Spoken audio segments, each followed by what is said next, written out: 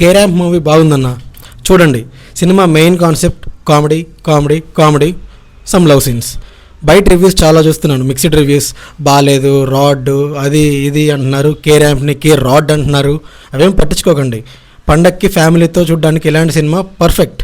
And movie ప్లాట్లోకి వస్తే, ఒక rich family నుంచి వచ్చిన ఒక అబ్బాయి చిల్లరేషాలు ఇస్తూ ఉంటాడు, మందుకి సిగరెట్కి అలవాటు పడి. ఇదంతా జరుగుతుండగా ఒక అమ్మాయి లైఫ్లోకి వస్తుంది. అండ్ నెక్స్ట్ ఎట్లా కంటిన్యూ అయింది అనేది సినిమా.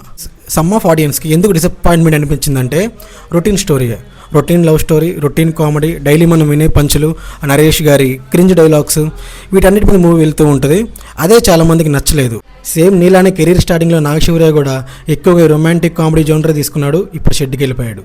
కానీ నువ్వు అలా కాదు, నువ్వు సినిమా తీసావు రీసెంట్గా, చాలా నచ్చింది.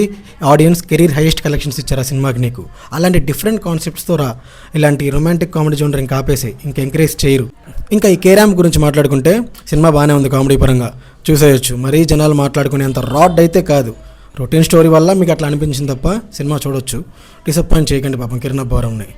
ఓవరాల్గా నా Diwali choice: first dude, second K ramp, third తెలుసు కదా, ఫోర్త్ మిత్రమండలి. అది చూడకపోతేనే అసలేం దివాలి. ఇలాంటి మూవీ అప్డేట్స్ కోసం మన ఛానల్ని కొంచెం ఫాలో చేయండి, సపోర్ట్ చేయండి.